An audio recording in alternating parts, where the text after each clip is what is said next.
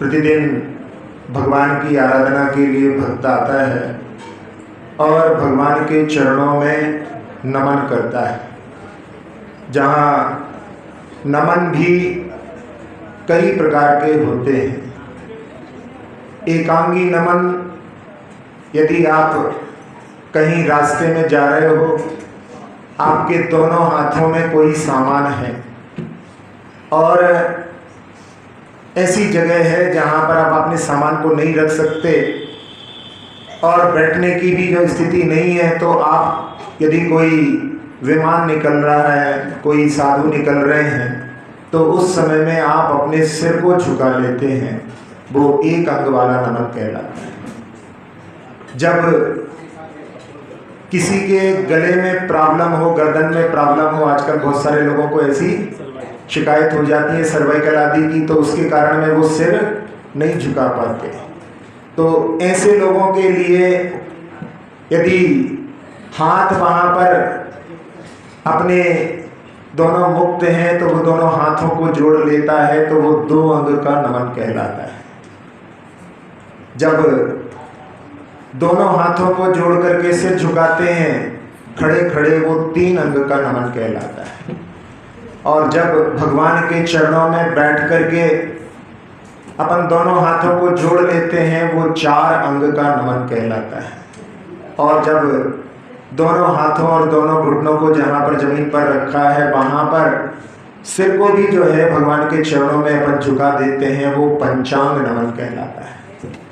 जहाँ पर साष्टांग भी जो है नमन के लिए कहा जाता है, लेकिन वास्तव में साष्टांग नमन एक साथ में संभव नहीं, क्योंकि जहाँ पीठ भी है और हृदय भी है, तो आप यदि पीठ को लगाएंगे तो हृदय नहीं लगेगा और हृदय को लगाएंगे तो पीठ नहीं लगेगी। तो वो जो पूरा जो लेट करके जो नमन करते हैं, उसको भले ही साष्टांग कहो, लेकिन पूरे 8 अंग उसमें जो है नम्रीभूत नहीं होते। लेकिन फिर भी जितना सामर्थ्य होता है, सब लोग अपने आराधना करने के लिए भगवान के चरणों में नमन करते हैं। जहाँ साधु जब वंदना करते हैं, तो वो गवासन से बैठ करके वंदना करते हैं। गवासन जैसे कि गाय बैठती है अपने दोनों पैरों को पीछे करके, वैसे जो है बैठना, बैठ करके भगवान का नमन करना, इसके माध्यम से घुटनों की जो आजकल बहुत लोगों को प्रॉब्लम हो रही है, उस प्रॉब्लम से आप बच सकते हैं। और वो बहुत शालीन भी लगता है। जहाँ आप घोड़े जैसे झुक करके जो है नमन करते हैं, उसमें वो समीचीन नहीं लगता। जैसे महिलाएं भी बैठ करके करती हैं, वैसे ही बैठ करके पुरुष लोगों के लिए। अब ये कहेंगे कि भाई तो वैसी महिलाएं करती नहीं, महिलाएं तो बाद में, साधु सभी जो है, साधु साध्वी सभी जो है गवासन में बैठ करके वंदना करते हैं। जैसे अभी देखो यहाँ पे महावीर भैया बैठे हुए हैं गवासन में, तो ये गवासन कहलाता है। इस गवासन के माध्यम से बैठ करके जब अपन झुकते हैं, तो दो उसमें जो है लगे हुए हैं, और दोनों हाथों को अपन नीचे रख करके और सिर को भी नीचे रख लेते हैं। इस आसन के माध्यम से अपने शरीर की बहुत अच्छी जो है इस प्रकार से योग क्रिया उसके माध्यम से हो जाती है। तो भगवान के चरणों में नमन करने में, झुकने में कभी भी अपने लिए ऐसा नहीं सोचना चाहिए कि यदि अपन झुकेंगे तो अपने वस्त्र खराब हो जाएंगे। अपन वस्त्रों की जो है संभाल में, यानी अचेतन की संभाल में अपने चेतन जो गुण है, विनय गुण है, अपन उसको जो है ठुकरा देते हैं। जबकि भगवान के चरणों में नमन करने में अपने लिए जहाँ मूल नायक भगवान होते हैं, उन मूल नायक भगवान के सामने तो कम से कम 3 बार जो है बैठ करके ढोक दे करके नमन करना चाहिए। लेकिन आजकल देखते हैं कि लोग एक बार भी जो है, कई लोग झुकते नहीं हैं, तो उसके माध्यम से जो है अपनी विनय गुण की कमी हो रही है। अपन आते तो भगवान के दरबार में हैं, और यदि नहीं झुकते हैं तो वो जो है अभिमान का प्रतीक होता है। जहाँ आप नहीं आए हो तो नहीं झुको तो कोई बात नहीं, लेकिन आने के बाद में भी अपन उसका फल नहीं उठा पाओ, तो ये बहुत बड़ा घाटा हो जाता है। इसलिए जहाँ साधु की वंदना करने भी जाते हैं, वहाँ पर भी अपने लिए आगम में तो ये बतलाया है कि 3 बार झुक करके उनके सामने भी जो है अपने लिए प्रणाम करना चाहिए। और यदि जहाँ संभव हो वहाँ पर साधु की, जैसे आहार के समय, पड़गान के समय आप 3 परिक्रमा करते हैं, वैसी परिक्रमा जब दर्शन करने जाते हैं और संभव हो तो उनकी 3 परिक्रमा करके ढोंप देने के लिए आगम में जितने भी कथानक आचार्यों ने लिखे हैं उनमें सब में लिखा है कि आचार्य महाराज के दर्शन करने कोई श्रावक गया, उसने उनकी 3 परिक्रमा दे करके और मन से, वचन से, काय से, तीनों से मैं झुकता हूँ, इस प्रकार से बैठ करके 3 बार जो है उनके चरणों में ढोक देता है। तो जहाँ भगवान की आराधना विशेष रूप से जहाँ नमन, क्योंकि नमन में क्या होता है, वहाँ पर आचार्य जी ने मुख माटी में लिखा, ना मन हो तब नमन हो। यानी मन, जो कि मन का कार्य क्या रहता है, अपने आप को हमेशा कि मैं ऊंचा हूँ, मन की ये फितरत है। जब भगवान के चरणों में झुकते हैं तो अपना मन भी उसमें समर्पित हो जाता है। इसलिए अपने लिए हमेशा ध्यान रख करके इस विनय गुण को जो है प्राप्त करने का पुरुषार्थ करना चाहिए।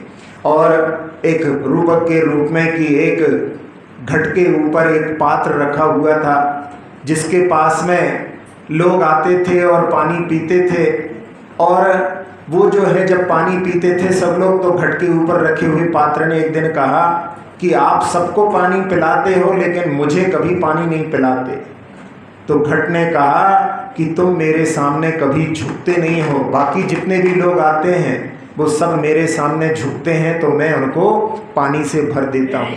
तो जब तक अपन झुकेंगे नहीं तब तक अपने लिए गुणों की प्राप्ति नहीं हो सकती। जहाँ मनुष्य में मान की जो है मुख्यता होती है, लेकिन जहाँ भगवान की भक्ति में अपने लिए विशेष रूप से जब अपना समर्पण होता है, नमन होता है, उस समय में भगवान की भक्ति ही अपने लिए संसार से पार करने वाली होती है। और जो भक्त होता है वो सारे जगह से टूट करके भगवान के पास आता है।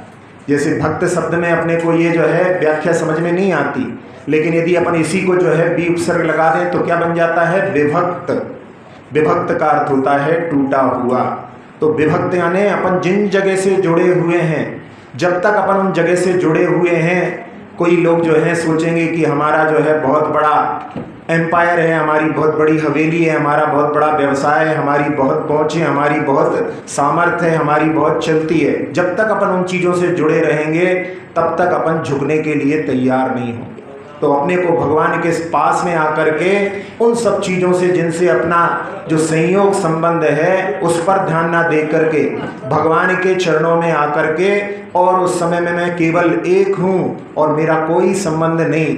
जैसे जब मंदिर में आते हैं तो उस समय में अपने को सब चीज़ों का त्याग करके, जो केवल अपने शरीर पर अपन धारण किए हैं उसके अलावा मेरा सब परिग्रह का त्याग, तो सबसे अपन छूट करके जब भगवान के चरणों में आकर के नमन करते हैं तब उस समय में अपना समर्पण पूर्ण हो सकता है। लेकिन जहाँ जहाँ अपन जुड़े हैं उसको लेकर के आएंगे तब तक जो है अपना भगवान के चरणों में झुकना पूर्ण नहीं हो पाता। तो अपने लिए ऐसी जो है आराधना करना चाहिए। यहाँ पर आने के बाद में भी यदि अपने लिए अपना कोई भाई, अपना कोई पुत्र, अपना कोई पोता, वो जब दृष्टि में यदि रखा हुआ है तो हम अभी भी जो है कहीं जुड़े हुए हैं, हम अभी भगवान के प्रति पूर्ण समर्पित नहीं हैं।